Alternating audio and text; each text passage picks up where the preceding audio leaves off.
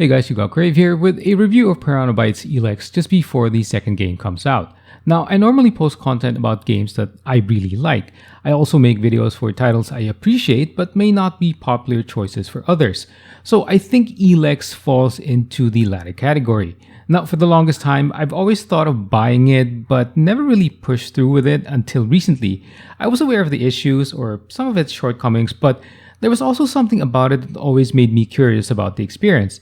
So I decided to get it with the recent sale. I get it now why I always felt like the game was calling out to me. TLDR is that if you are used to AAA experiences with RPGs, then Elex might be a letdown, but there are reasons why I spent 40 hours on this title and finished it while it was still on sale. So let's look at it from the usual aspects, which are graphics, story, and gameplay.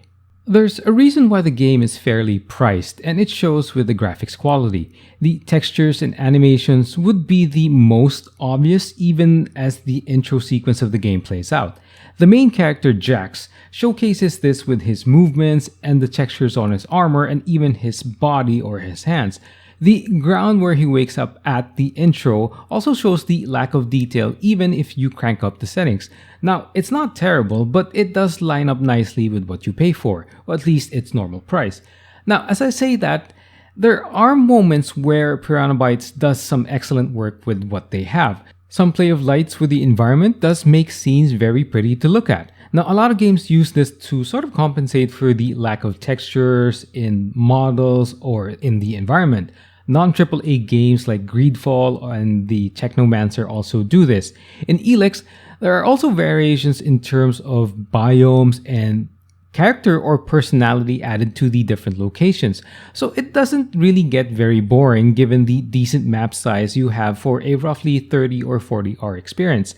Now, I mentioned character and animations aren't really the best you can experience, but I do find it strange that they spent some time on other random animations like NPCs blowing their noses or NPCs smoking or some of them taking a leak.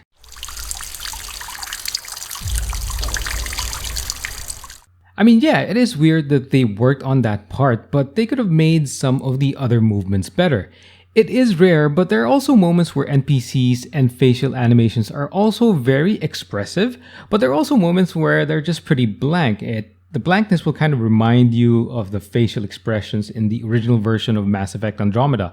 So, as with the animations, it's just okay when you average things out. Now, on the audio experience side of things, the background music in combat or when roaming freely around the world is just pretty good. Now, it can be somber when it needs to be, and it can be livelier when faced with mutants or enemy types in general.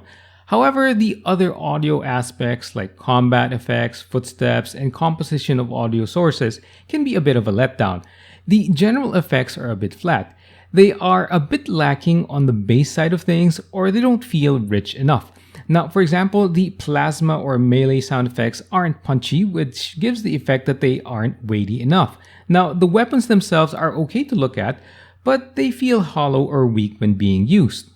Like I said, composition of audio sources also needs work. This is one of those rare games where I sometimes turn on subtitles or subs, as the voice work can sometimes be drowned out by effects or the background music. Most games I just opt to basically turn off subs, but with Elex it had me turn it on for the first 2 hours and every now and then if the NPCs didn't speak up.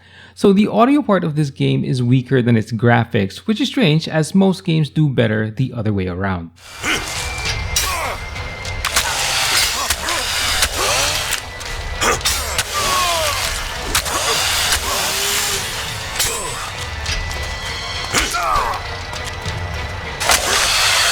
I thought you were watching my back.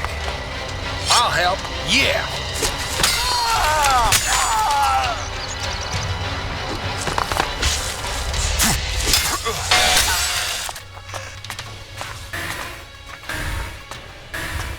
I'll crush you.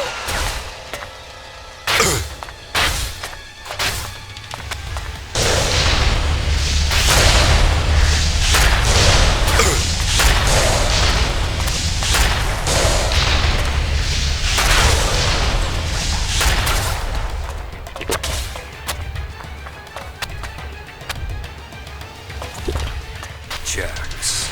If someone had told me you would turn up here, I wouldn't have believed it. I heard you were dead. They tried to execute me. I got lucky. Disgraced, but not dead. An exile.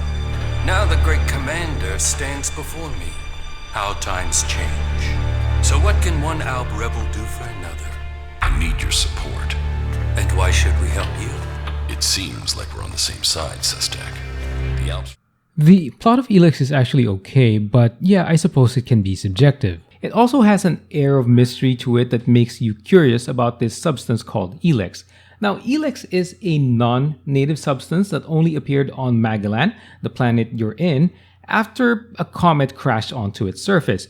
Now, there are 4 main factions that are basically just fighting over Elex, or Elex in one form or the other.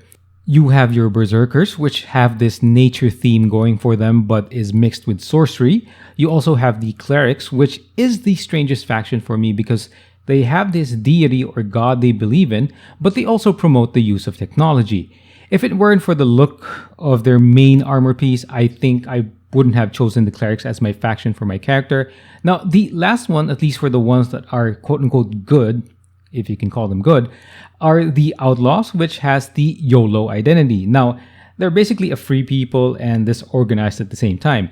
Now, the last main group are the Albs, which are the antagonists, or at least they're portrayed as antagonists in the game. Your main character, Jax, actually comes from this faction, which is sort of an offshoot of the Cleric faction. Now, as is typical of faction-based RPG games, you have to win favor. Now, given that Jax used to be an ex-Alb, or used to be an Alb rather, he now has to side with the faction to get the support to basically help him understand what led him to the events of the intro sequence of the game. This is where his ship was shot down and he was stripped of his powers and gear. Now, the story, as I said, is interesting enough, but what I'd like to call out is the non-main story quests and that they are actually very related to the ongoings of Magellan. Now, it's not like other RPGs where there are pointless filler quests. If you invest in the theme of the game, all missions and quests tie in nicely. Another thing that I do want to mention is that once you've done certain quests, NPCs actually have extra dialogue lines to deliver if you deliberately visit them. Now, you normally won't get a prompt in your quest log that says, hey, you should visit this guy again, he has something new to tell you. But if you pay attention to earlier dialogues, you might see lines that tell you to check on some NPCs. Now, not too many RPGs do this, and it's nice that the developer is giving attention or giving this much detail to this aspect of the game. So yeah, the story in Elex, while it could be delivered better polish-wise, it does have some really nice things going for it. Elex can feel rough, but since Piranha Bytes isn't a new studio, you do get that feeling that this is their flavor or style when making RPGs. Now, the game takes time to acclimate or to get a feel of things. The most obvious thing to mention would be your power progression in the game. Jax, your character, is weak as they come when you first start out. Now, his backstory is that he was pretty famous and powerful in the Alb faction before he was disassociated with them. Now, your first foray into combat as you start out the game, it will leave you surprised and make you think you're playing a Soulsborne type game. Now, your damage output is very much pitiful at the start, and honestly, you will have to live with that for quite a while in the game. You will basically run from many enemies, and it's something I do recommend when you first start out, unless you're really good. And you have to make full use of your jetpack to avoid skull level mobs. And well, that jetpack is also pretty useful in getting around the world. Now, given that, every quest turn in and every item you loot or you pick up is really just valuable. You need experience points and money to advance your character. Now, attribute points you gain from leveling and from drinking Elex becomes a thoughtful experience, as some gear in the game requires a hefty attribute score before you can equip them. Now, even some skills or abilities you can get or learn will require some minimum values. So basically, just because you have the learning points to raise, let's say, your lockpicking skill, it doesn't mean you just can. Now, money or shards is also, I would say, pretty rare early on and can continue to be a rare thing all throughout if you like buying the very best gear and you also like to stock up on items like ammo. The summary of character progression in this game is that it's a very thoughtful experience for the most part. Besides attribute requirements, there might also be faction-specific requirements to use stronger gear.